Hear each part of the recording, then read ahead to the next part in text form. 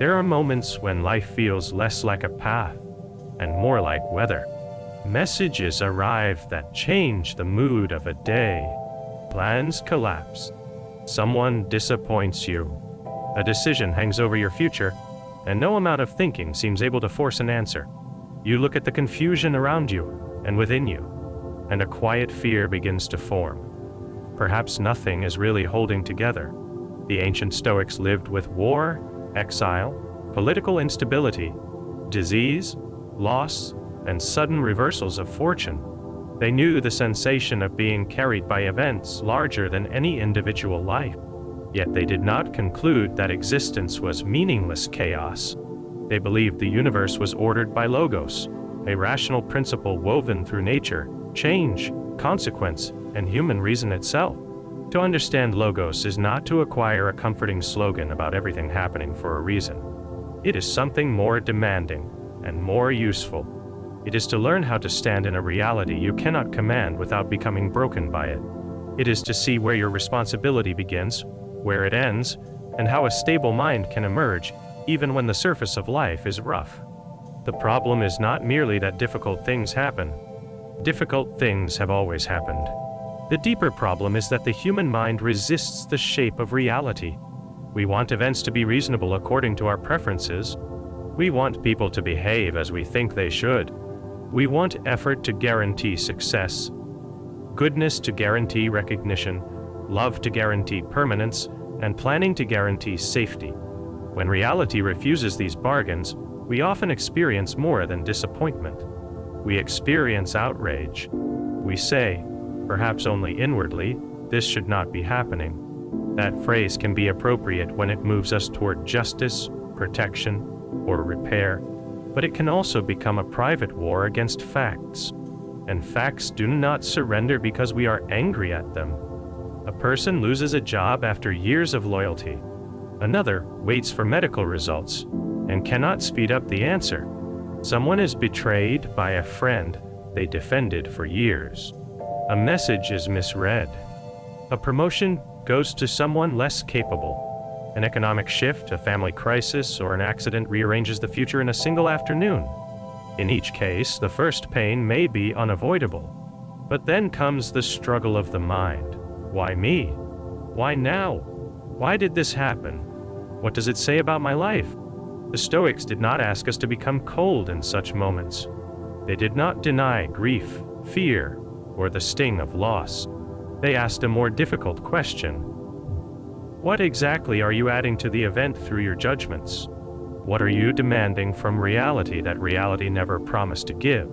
Epictetus, who began life as an enslaved person, opened his Enchiridion with a distinction that became central to Stoic practice.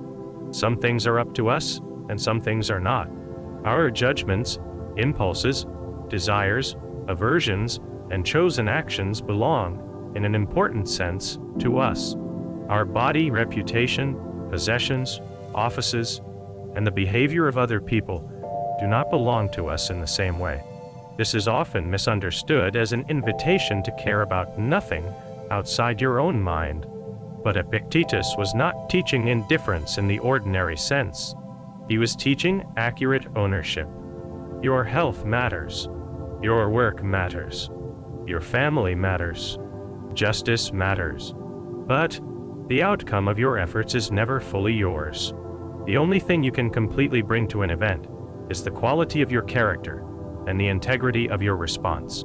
Logos gives this distinction a larger frame. The Stoics believed that the universe was not a random collision of disconnected events. It was a living, ordered whole, permeated by rationality. Human beings, as rational creatures, participate in that order. We are not outside nature, demanding it serve our private desires. We are parts of it, capable of understanding some of its patterns and choosing how to live in harmony with them. The Greek word logos has a wide range of meanings. It can mean word, account, explanation, reason, or rational principle. For the Stoics, it referred to the intelligent order of the cosmos. It was not merely an abstract rulebook floating above the world. It was active in the world, in the growth of plants, the cycles of seasons, the structure of living beings, the relationship between cause and consequence, and the human capacity to reason. This may sound strange to a modern ear. We are used to imagining the universe as silent matter moving through space, with meaning supplied only by human beings. The Stoics saw something different. They believed nature had coherence. Events unfolded through an immense network of causes, and wisdom consisted partly in learning not to fight the whole, simply because one small part was painful to us. Cleanthes, one of the early leaders of the Stoic school, expressed this in his hymn to Zeus. He praised the governing intelligence of the universe and urged human beings to follow willingly where fate leads. The image is not of a person being dragged through life with no dignity. It is of someone recognizing that resistance to the unavoidable creates a second burden. The event may still hurt, but the mind can either cooperate with reality or exhaust itself trying to deny it. Marcus Aurelius returned to this thought again and again. As Roman emperor, he carried responsibility for an empire while dealing with military campaigns, political pressures, illness, and personal loss. His meditations were not speeches written to impress an audience. They were private exercises, reminders to himself. In one passage he wrote, "The impediment to action advances action. What stands in the way becomes the way." The exact application is not that every obstacle is pleasant or secretly beneficial. It is that virtue can work with whatever material life provides. If you are betrayed, the betrayal is not good, but it gives you material for courage, discernment, self-respect, and perhaps forgiveness without foolishness. If you fail publicly, the failure is not automatically a gift, but it can become material for honesty, patience, renewed effort, and a freedom from living entirely for applause.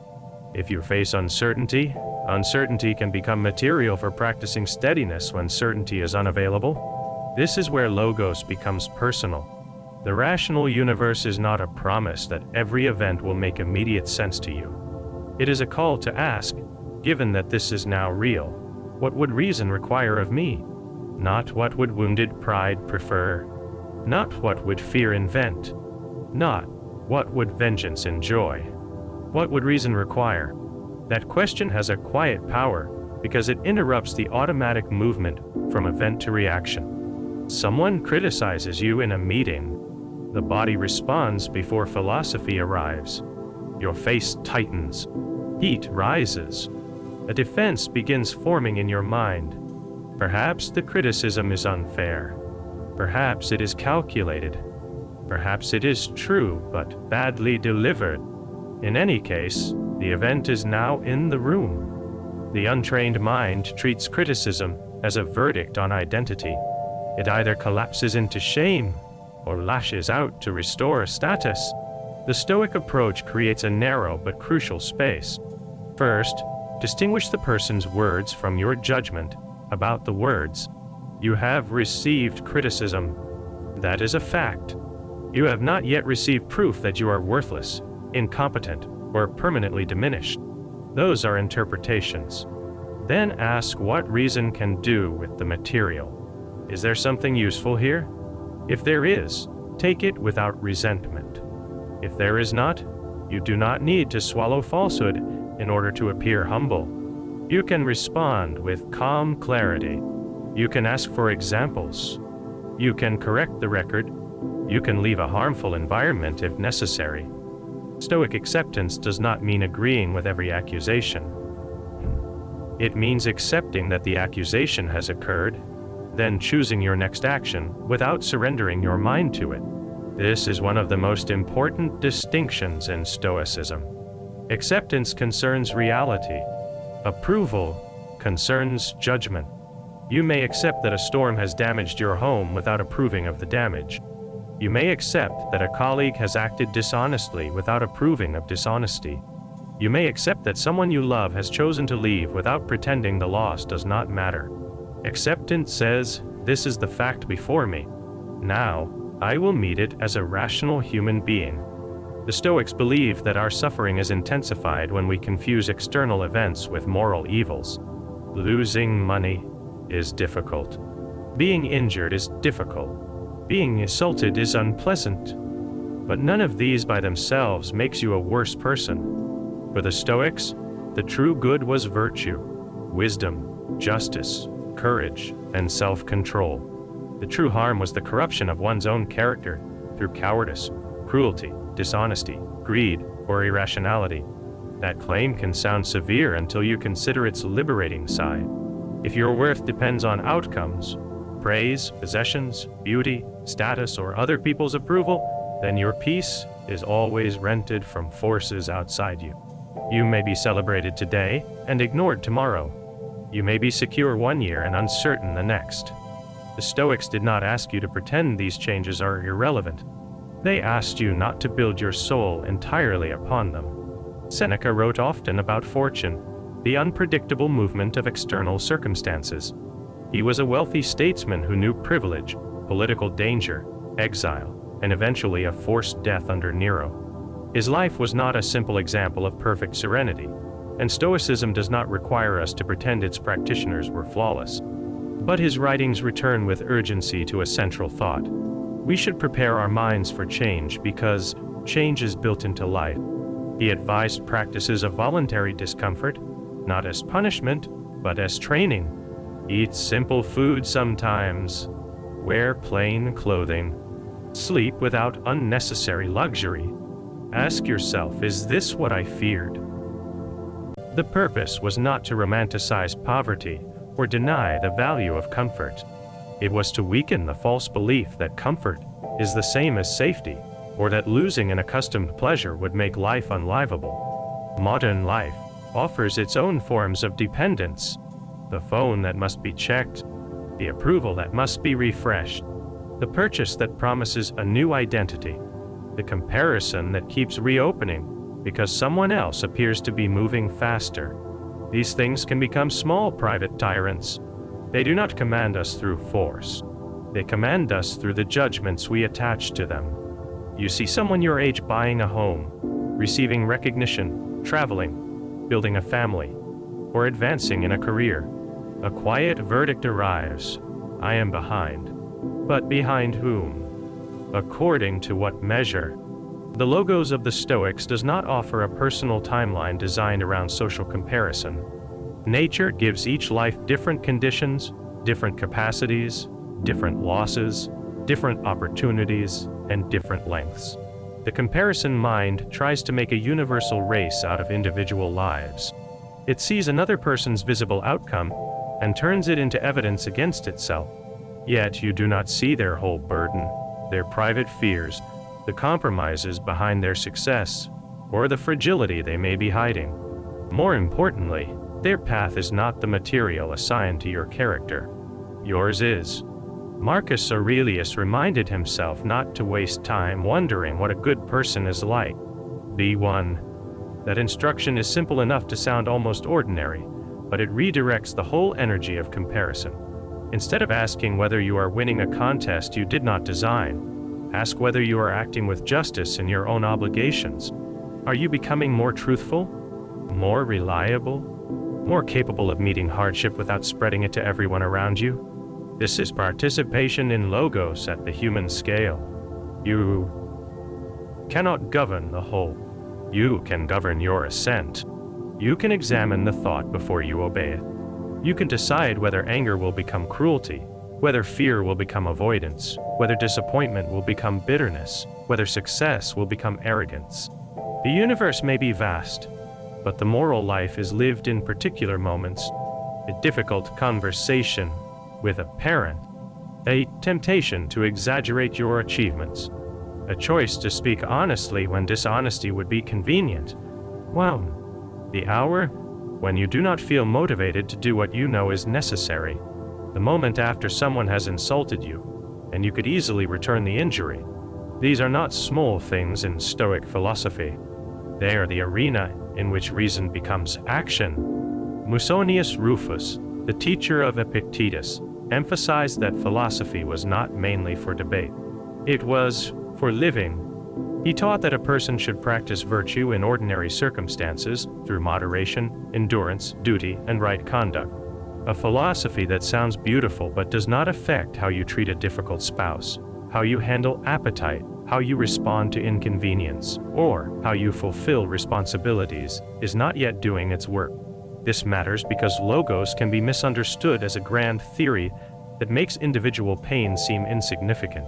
The Stoics did believe the cosmos is larger than any one person's desires, but they also believed every rational being has value as a participant in the whole. Human beings are connected by a shared capacity for reason and social cooperation. This is why Stoicism includes justice. You are not meant to retreat into a private fortress and call it wisdom. Marcus Aurelius repeatedly reminded himself that human beings are made for one another. When someone acts badly, he did not always respond by calling for sentimentality. He recognized that people can be ignorant, selfish, and harmful, but he urged himself to remember that another person's wrongdoing is their failure of judgment, not a license for him to become unjust in return. That is particularly challenging when the other person is close to you. A stranger's rudeness may be easy to dismiss. Betrayal from a friend, manipulation from a partner, contempt from a family member, or unfairness from someone who has power over you can strike much deeper.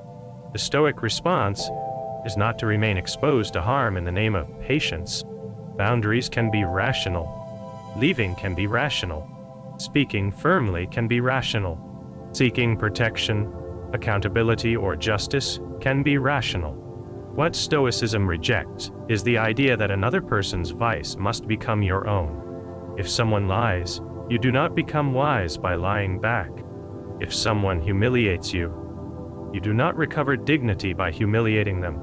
If someone refuses to understand you, you may explain yourself clearly, but you do not need to make their misunderstanding the ruler of your inner state.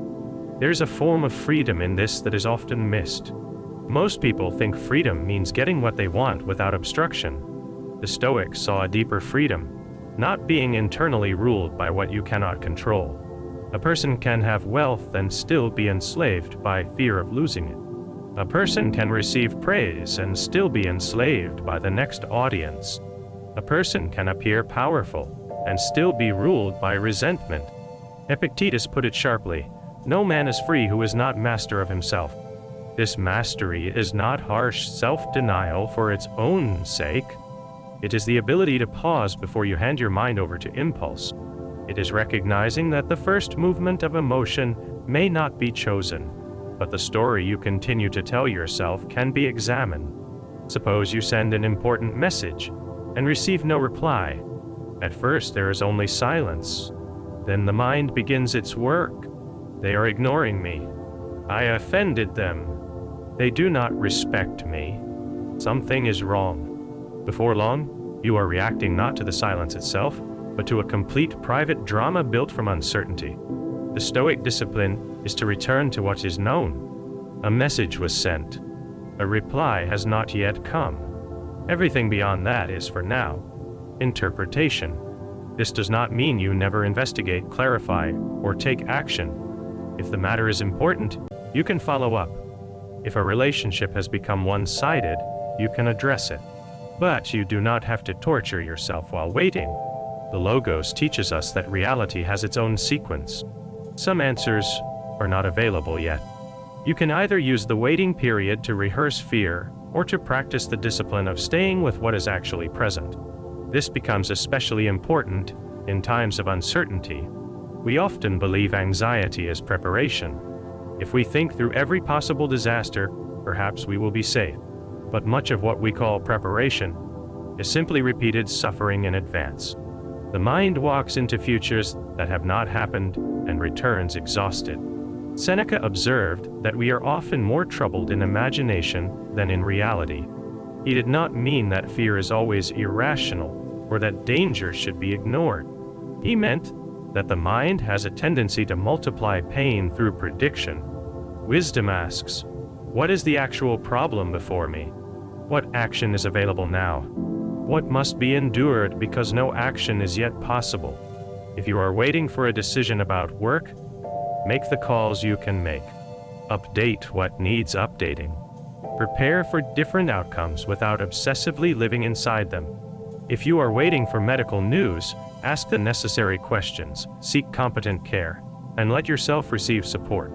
But do not demand certainty from an hour that cannot provide it. The present may be difficult enough. It does not need every imagined future added to it. The Stoic idea of fate is often uncomfortable because it seems to threaten human agency.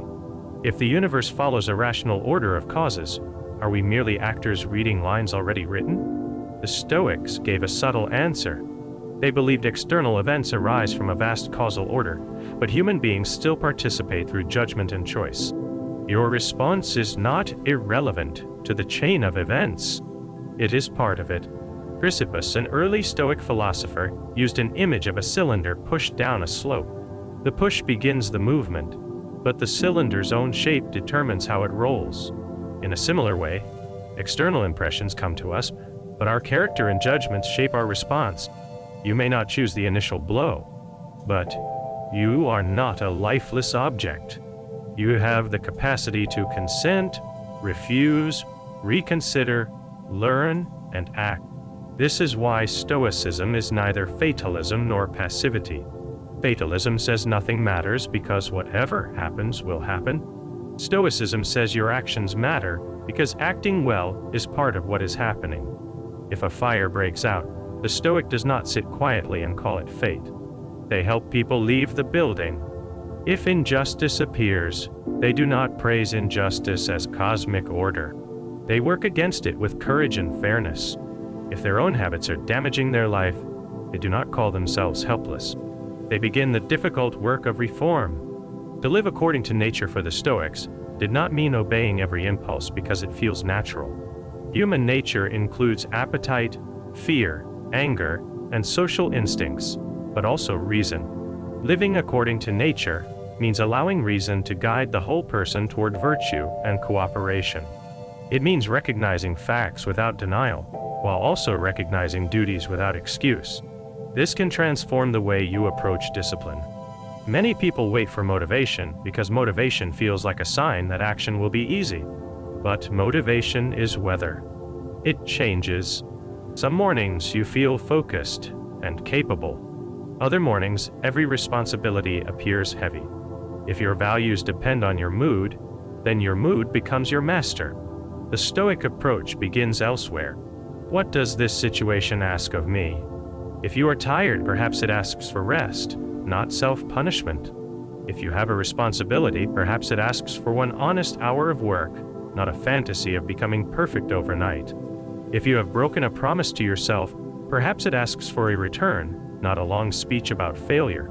Discipline is often misunderstood as intensity. In Stoic terms, it is closer to fidelity. You keep returning to what reason has judged worthy. You return after distraction. You return after embarrassment. You return after the day did not unfold as planned. You do not need to hate yourself into a better life. You need to become someone who can be trusted by yourself. There is also a communal dimension to logos that gives this discipline warmth. The Stoics believe that because all human beings share reason, we belong to a larger human community. Heracles, a Stoic philosopher, described our relationships as circles: self, family, community, humanity. The ethical task was to draw those circles closer, to expand concern beyond narrow self-interest. This does not require naive trust in everyone. It requires remembering that your private frustration is not the whole story of human life. The cashier who is slow may be exhausted. The colleague who is curt may be carrying grief. The driver who cuts you off may be reckless, or they may be rushing towards something you cannot see. You do not need to invent excuses for every harmful action, but you can refuse the habit of treating every inconvenience as a personal attack. Anger is one of the clearest places to practice this. Anger often begins with a real perception. Something seems unfair, disrespectful, obstructive, or threatening. The danger is what happens next. The mind narrows. It becomes certain that punishment is the only form of strength. It begins to enjoy the fantasy of saying the cruel thing, exposing the other person, making them feel what you feel. Seneca wrote a whole treatise on anger because he saw it as especially destructive. He did not deny that wrongdoing requires response, but he argued that anger is a poor guide for correction because it wants to strike, not to understand. A surgeon does not operate more effectively by hating the wound. A judge does not become more just by being consumed with rage.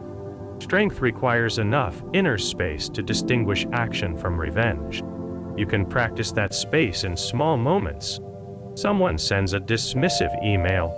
Before answering, wait. Walk for a few minutes. Write the response you want to send. Then remove the sentences designed only to wound. Keep the facts. Keep the boundary. Keep the dignity. You may still need to be firm, but firmness does not require surrendering yourself to fury. The same applies when you are misunderstood. Few things provoke the ego more than seeing someone hold an inaccurate image of you. You want to correct every distortion. You want the final word. You want everyone to know your intentions. Yet some misunderstandings cannot be repaired because the other person is committed to misunderstanding. Some reputations cannot be controlled because they exist in other people's minds. The Stoic does not abandon truth in response. If a false claim harms others or demands correction, speak. If silence would be cowardice, do not hide behind detachment. But if the only thing at stake is your need to be universally approved, then there may be freedom in letting the matter rest. Your character is built by what you do, not by complete control over the stories told about you. Marcus Aurelius had a practical way of shrinking the power of external glamour and fear. He would look beneath appearances. Fine food becomes a dead fish, a bird, a piglet. Expensive clothing becomes dyed wool. Public acclaim becomes the opinions of people who will soon be gone. This was not cynicism. It was an effort to see things accurately, without the exaggeration that desire and status create. We can do something similar today. A job title is a useful role, not a soul. A social media image is a selected surface, not a complete life. A rejection is an event, not a final definition. A luxury purchase may be enjoyable, but it is not proof that you have become more worthy. When appearances lose their spell, you become harder to manipulate. And when fear loses some of its spell, you become more available to life. Fear often tells you to postpone action until you cannot fail. Do not speak until you are certain. Do not begin until you are guaranteed success. Do not love until you know you will not be hurt. But this is not wisdom. It is an attempt to make life risk-free, and no human life has ever been offered on those terms. The Stoics trained for mortality because mortality clarifies value. Marcus Aurelius reminded himself that he could leave life at any moment. This was not meant to darken every day. It was meant to make each day more honest. If time is limited, then resentment becomes expensive. Pretending becomes expensive. Delaying what matters becomes expensive. Memento mori, remember that you will die, is sometimes treated as a dramatic slogan. In Stoicism, it is a discipline of proportion. You will not have unlimited opportunities to apologize, to begin, to pay attention, to tell the truth, to be present with those you love, or to stop making your life smaller than it needs to be. Death is part of nature's order, not an insult directed specifically at you. This does not make bereavement easy. The Stoics knew loss can break the heart. Seneca wrote consolations to those grieving loved ones, and his language shows that he did not regard sorrow as a simple mistake. The aim was not to feel nothing. The aim was to keep grief from turning into a permanent refusal of life. When someone dies, what remains is not merely the fact that they are gone. There is also the fact that they were here. There were conversations, gestures, meals, struggles, kindnesses, unfinished conflicts, ordinary afternoons, that now appear precious. Logos asks us to place even loss within the larger truth of mortality, not to erase grief, but to let love become gratitude rather than only possession. Perhaps this is the most mature form of Stoic acceptance. You do not grip life as though it owes you permanent possession of every person and every season. You receive what is given with care. You act well while it is yours to act. And when reality changes, you allow yourself to mourn without declaring that the entire order of things has become hostile. There is a famous Stoic image of the archer. The archer's task is to aim carefully, train well, judge the wind, choose the right moment, and release the arrow with skill. But once the arrow leaves the hand, countless factors may affect where it lands.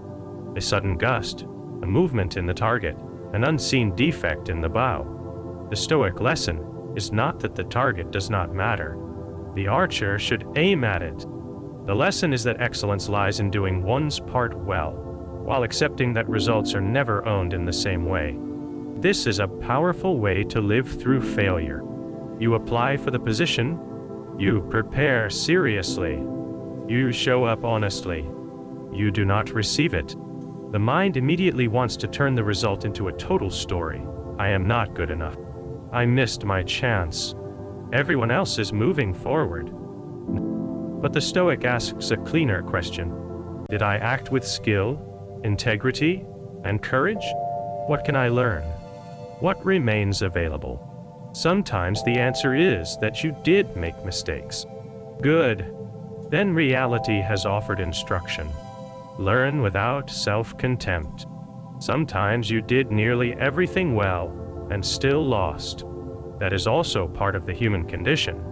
Do not turn an outcome you could not fully control into evidence that effort is meaningless. Logos does not guarantee that the world will reward virtue immediately. The Stoics were not naive about this. Good people suffer. Dishonest people sometimes prosper. Justice can be delayed. The rational order of the universe as they understood it was not a vending machine that dispenses rewards according to personal merit. It was a larger order in which your first task remains the cultivation of a good will. That may seem insufficient when you want a particular outcome desperately, but consider the alternative. If no inner good is possible until circumstances cooperate, then you are helpless whenever life becomes difficult. Stoicism offers a different source of dignity. Even in pain, even in uncertainty, even under pressure, there's a part of you that can still choose honesty over deception, courage over avoidance, restraint over cruelty, and service over selfishness. This is why Marcus Aurelius could write to himself about the inner ruling faculty. The phrase may sound ancient, but the experience is familiar. It is that quiet center from which you decide whether to be carried away. It is not a magical place beyond emotion. It is the capacity to examine emotion and ask whether it should lead. When the mind says, "This is unbearable," you can ask, "Unbearable in what sense? Is it painful? Perhaps. Is it unfair? Possibly. Is it permanent? Not necessarily. Is there something to do? If so, do it. Is there nothing to do now but endure? Then endure without adding theatrical despair to the burden. When the mind says they ruined everything, you can ask what exactly has been ruined. Is there still a choice before me? Is there still a duty? Is there still a next hour to use well? This is not denial. It is precision. Precision is one of the deepest forms of inner strength because it prevents suffering from becoming vague, limitless, and all-consuming. The practice of logos begins in that precision. It begins when you stop treating every thought as a command and every emotion as a prophecy. You notice the impression. You name the fact. You separate what is known from what is assumed. Then you ask what a wise, just, courageous, and disciplined response would look like here. At first, this may feel slow. The old reactions are fast because they have been rehearsed for years. You may still become angry before you remember your principles. You may still panic before you return to the present. You may still seek approval before you recognize the cost. Stoicism does not demand immediate perfection. It asks for practice. A musician does not become steady by reading about rhythm. A person does not become calm by admiring calmness in others. You become steadier by meeting actual moments with a little more awareness than before. The tense meeting, the unexpected bill, the long silence, the temptation to retaliate, the evening when you feel behind in life. Each one is an opportunity to rehearse your values. You can begin with a simple daily question. When something unsettles you, pause and ask, what is the event? And what is my judgment about the event? Say it plainly. The event may be, my manager did not respond. My judgment may be, I am being ignored because I do not matter. The event may be, my plans changed. My judgment may be, the day is ruined. The event may be, someone spoke harshly. My judgment may be, I must strike back immediately. Once these are separated, your mind has room to breathe. You may discover that the judgment is accurate. If so, you can respond intelligently. But often, you will discover that you have been suffering under a conclusion you reached too quickly. That recognition does not solve every problem, but it restores your ability to meet the real one. Then add one more question. What is mine to do now? Not for the rest of your life. Not in every possible future. Now. Perhaps it is to make the call, apologize, set a boundary, finish the work, ask for help, rest, remain silent, or begin again. This is where the vast idea of logos becomes a practical guide for an ordinary Tuesday. The rational universe is not something you must prove in order to benefit from the Stoic attitude it inspired. You may not share every ancient Stoic belief about cosmology. You may see the universe through the language of science rather than divine reason. But the ethical insight remains alive.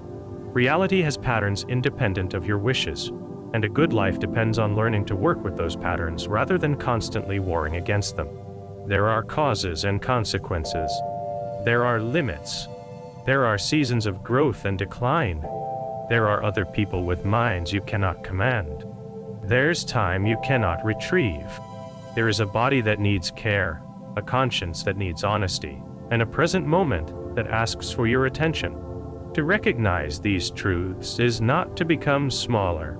It is to become more grounded. The person who understands logos does not walk through life expecting a smooth road. They expect change. They do not confuse surrender with peace. They act where action is required. They protect what should be protected. They speak when justice calls for speech, but they no longer spend their strength demanding that life become controllable before they can become calm. There's a quiet nobility in that posture. A storm may still arrive. The phone may still ring with bad news. The future may still remain hidden. But you begin to understand that your deepest stability was never meant to come from predicting every event. It comes from becoming the kind of person who can meet events without losing the power to choose. Tonight, when something unsettles you, do not rush to solve your whole life. Name the fact. Notice the story your mind is adding. Then choose one action worthy of the person you want to be. That small act is not separate from philosophy. It is philosophy made real. And if this kind of clarity helps you stand more firmly in the life you have been given, Stoic Against Chaos is here to continue that practice with you. The universe may be vast beyond your control, but reason remains a light you can carry.